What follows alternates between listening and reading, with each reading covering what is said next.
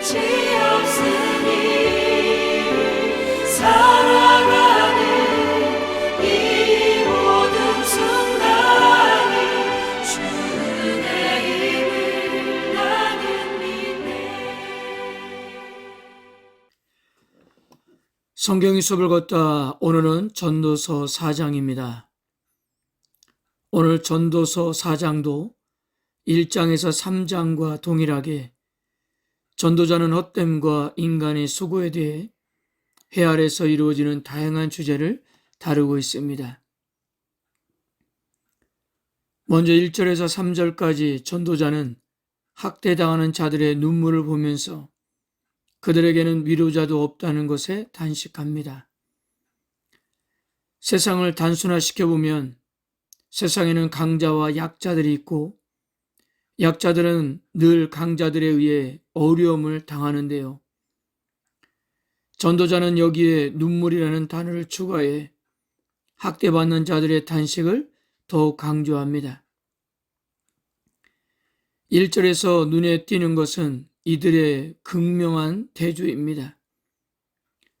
즉 학대하는 자들에게는 권세가 있는 반면 학대받는 자들의 상황이 더욱 비참하고 가련한 것은 그들의 눈물을 닦아주고 그들의 마음을 감싸주며 위로해 줄 사람이 없다는 것이었습니다.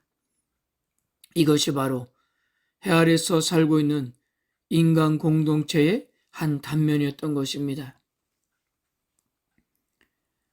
그래서 전도자는 현재 억압받는 자들의 비참하고 가련한 상황을 보면서 차라리 죽은 지 오래된 자와 아직 출생하지 않은 자들이 더 복이 있다고 말하는데요. 여기서 이미 죽은 자와 아직 출생하지 않은 자들에 대한 언급은 현재 고통 가운데 있는 자들의 비참함을 더욱 부각하는 역할을 합니다.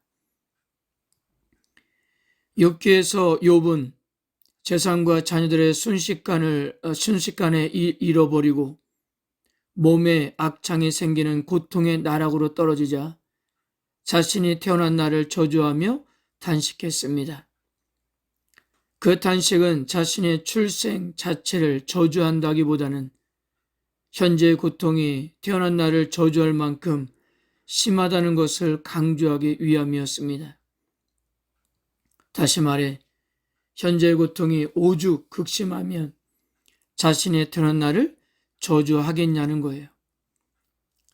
마찬가지로 이 세상에 학대받는 자들의 비참함과 가련함이 얼마나 극심하면 이미 죽은 자와 태어나지도 않은 자들이 차라리 더 낫다고 여기겠느냐는 것을 이렇게 탄식하고 있는 것입니다.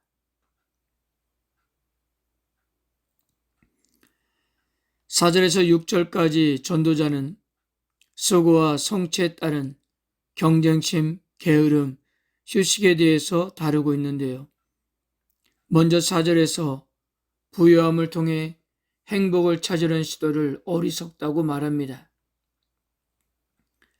사람은 자신의 수고와 재주로 돈을 벌고 성공하고자 하는데 그 이면에는 시기와 질투와 경쟁이 난무하기 때문입니다.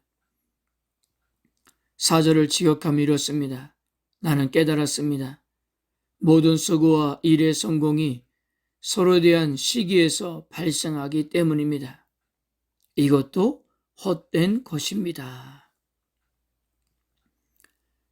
다시 말하면 일터에서 수고에 성공하고 부를 쌓아 행복을 추구하는 그 이면에는 서로 간의 시기와 질투와 경쟁이 꽈리를 들고 있다는 것입니다.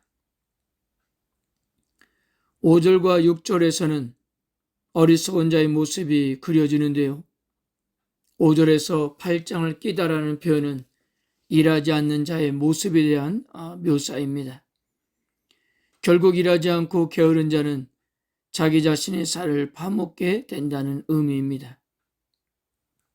6절에서도 두 손에 가득하고 수고하며 바람을 잡는 것보다 한 손에만 가득하고 평온함이 더 낫다는 것은 얻고자 하는 것이 무엇이 되었든지 내적 평화가 함께 임해야 한다는 것을 의미합니다. 성공도 하고 마음이 평화로우면 금상첨화겠지만요. 그러나 안타깝게도 세상사는 그렇지 않다는 거예요.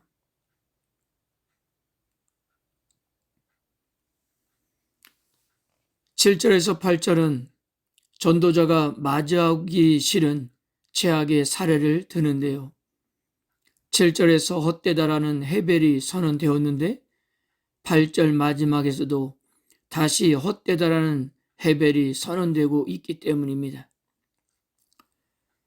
즉 누구와도 함께하지 않으면서 끊임없는 노동에 즐거움이라고는 전혀 없는 극단적인 독신의 삶의 비참함을 말하고 있는 거예요.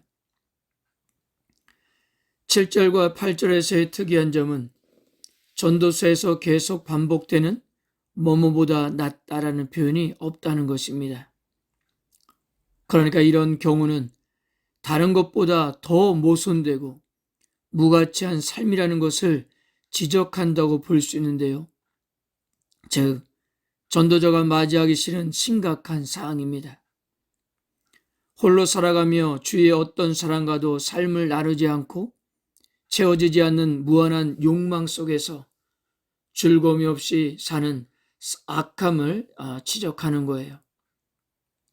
이것은 혼자 있는 이 사람이 스스로 선택한 삶이었던 것입니다.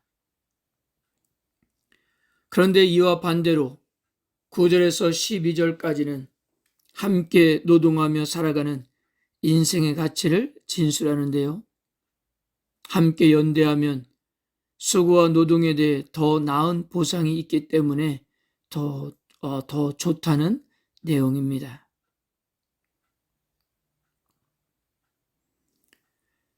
13절에서 16절까지는 가난하지만 지혜로운 젊은이와 충고를 받을 줄 모르는 늙은 왕이 대조를 이루는 가운데 충고를 받아들이는 지혜로운 젊은이가 부각됩니다.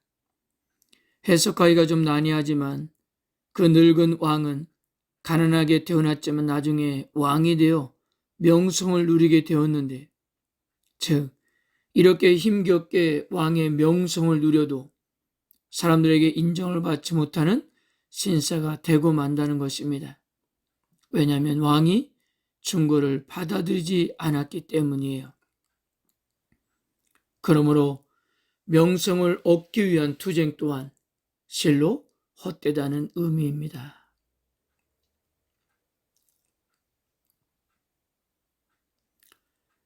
사랑하는 성도 여러분, 우리는 죽은 자들이 오히려 복되다라고 한숨 짓게 되는 수많은 사항에 노출되어 하루하루를 살아갑니다.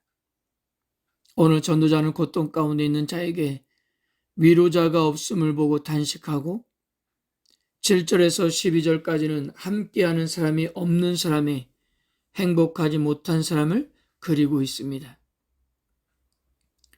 함께하는 사람이 있으면 좋다라고 말하는 전도자의 판단은 우리에게 위로나 애락을 함께 나눌 벗의 중요성을 깨닫게 할 뿐더러 즐거운 자와 함께 즐거워하고 슬퍼하는 자와 함께 우는 자들이 되라고 교훈하고 있는 듯 합니다. 그러기 위해선 한 손은 나를 위해 움켜준다 해도 반드시 다른 한 손은 타인을 위해 펴고 있어야 합니다.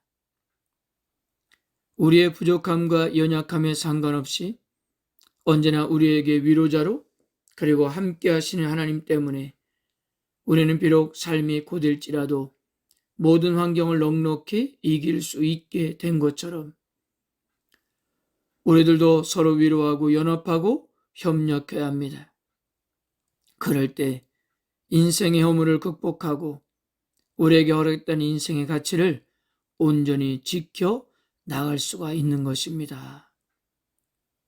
아멘.